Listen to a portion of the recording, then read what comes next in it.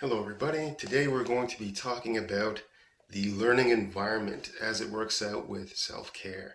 Self-care being essentially the synergy between mental, physical, and emotional health all working together. Our first topic is going to be, let's say, mental health. It's very important to know when we're talking about mental health that uh, the mental side of it is always, let's say, the problem solver, right? And so the problem solver only solves problems that are presented to it. The problems are seen when emotions aren't correct.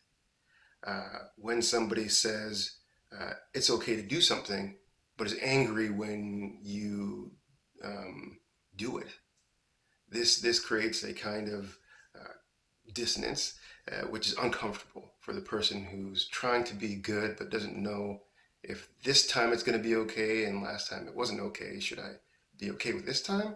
Should I try again? These are going to be the things that are going to be most challenging in the learning environment.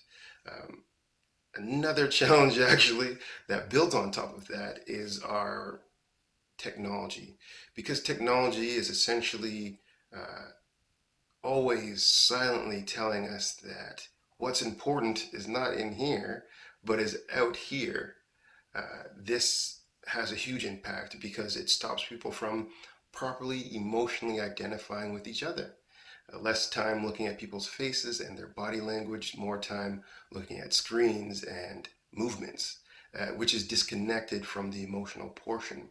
So you might say, well, we've seen lots of kids now having a hard time dealing with adversity, with tough times, with problem solving, with these kind of issues. And we'd say mainly this actually has a lot to do with the dysregulation of the emotional system.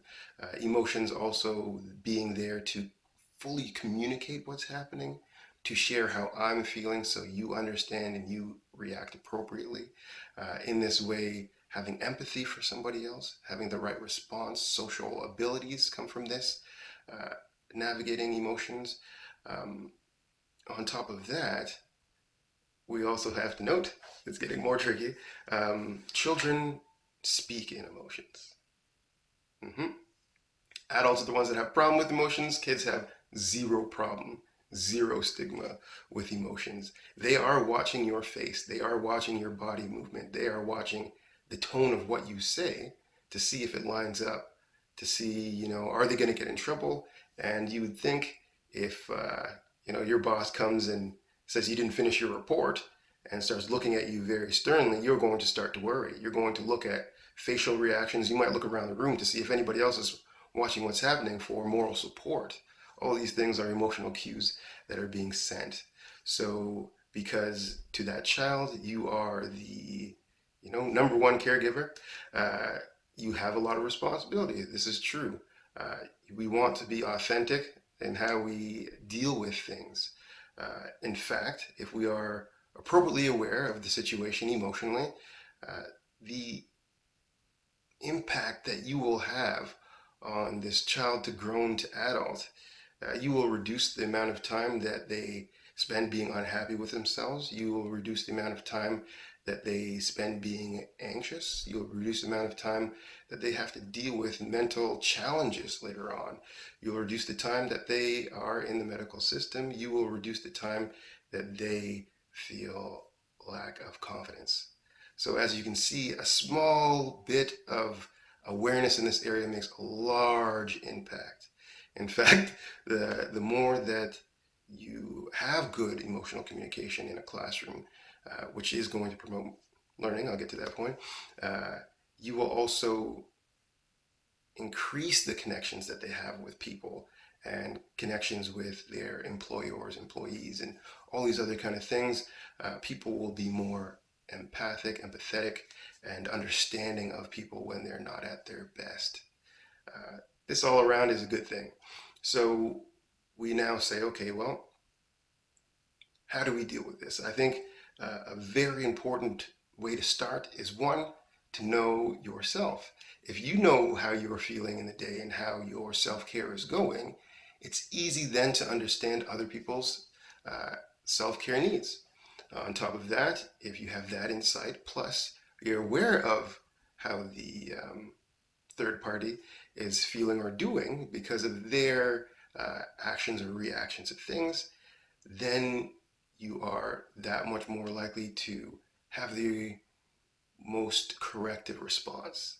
Often you'll see that children that have a favorite teacher do the most for that teacher, get their homework done, try harder to get things right, spend more time talking to that teacher. This would show you that there's a strong, again, emotional connection with that child and that teacher because the child sees themselves in that teacher. In this case, we want to be this mirror of positive communication. I think one of the best things you can do as a teacher is to believe in your students, genuinely, believe in their talents and what they can do. Um, and the worst thing that you could possibly do is not to believe, even if the child is not 100% correct in their way of thinking, telling them that it's not important, telling them it's not as bad as it is. This is confusing because the child just is having the emotion, and then to not have it, to suppress it, which might be happening at home. Their family might be very infamous for the ability to not express sadness. And this can be very tough in adult life to not express anger. Ladies should never be angry, men should never be sad. These kind of things are very hard on children going to teenagers, going to adults, because again, we are limiting the amount of information that the brain can have to solve problems. So, for example, if I'm a younger boy and I know it's okay to talk about how I feel, more importantly, have a conversation about it and see how the other person reacts, and therefore have an idea of an appropriate response to what should happen when I'm, in a tough spot. Then it makes it easier for me in the relationships to know, is my partner supporting me? Should I stay in this relationship for a long time? Or is this okay or is it not okay? Same thing for ladies. We have to be more open with this kind of communication.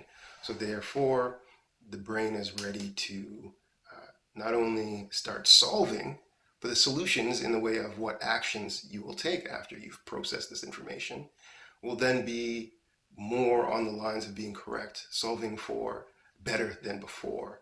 Whereas if I get the signals mixed up, if I think that somebody raising their tone when they're talking to me is actually love, uh, respect, where I was being disrespectful by voicing my opinion, this then becomes okay. My brain says, okay, well, anybody who raises their voice can still love me because they're important, and da da da da. You can fill in the blanks there. So I think that you have to be very, very understanding of these things because they have larger impacts later on. And if we are educating these children for success, we will have to put a little bit more focus on the emotional environment. That being said, now that we've talked about the emotional environment thoroughly enough, and we've talked about the mind is solving for the emotional information and then drawing conclusions and then moving to actions. So now another thing to note in the classroom is how are people acting? How are the children dealing with these tough situations, these emotional points, and which where two emotions are not kind of connecting, we will have friction. This is okay. This doesn't mean that both people are speaking, let's say, the same emotional language, but they are both trying to express something. It's best to figure out what this is. You don't have to do much work in this way. You just have to ask questions. Why are you feeling so upset? It's okay to be upset. What were you trying to, what was the end conclusion you wanted? What was the end result you're looking for in better terms? Um, and they'll tell you. And then the other person will say their side. And then you say, hey, you know what? Do you think that being very upset was helpful in allowing you to, get to that end point? Well, no, not really, miss. Okay, no problem. And do you think that you getting mad back at the other person was a good way to make that other person feel supported or helped? No, no, I don't think so. So what would we do if we really wanted this outcome? And they come up with a solution. And because they are going through the physical process, the emotional process, then coming to a solution, and then building on that solution for next time, and they will implement that learned experience. The next time this situation comes up, then they'll start gaining and finally building a base for, let's say, emotional fluency. Right? These things are very well explained in detail. More or less, I did add the self-care portion to it, but by James Zoll, Zull, talking about physical experiencing. This is a way of kind of learning through actually going through the experience and how the brain functions and resolves information that way. This would be the most natural way of learning, which you can see in his book.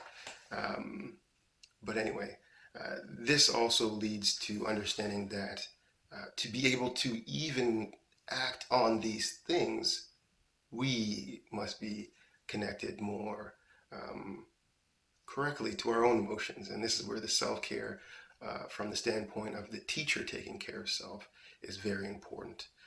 In this way, we want to make sure that we are regulating our emotions appropriately. And if we know that we're having a bad day, we don't try to hide it. You can have bad days. This is okay. When you go in a classroom and everybody's being hectic, you can say, hey guys, I'm having a real bad day. I'd appreciate it if you guys made it a little bit easier for me because of this, that, and the other thing.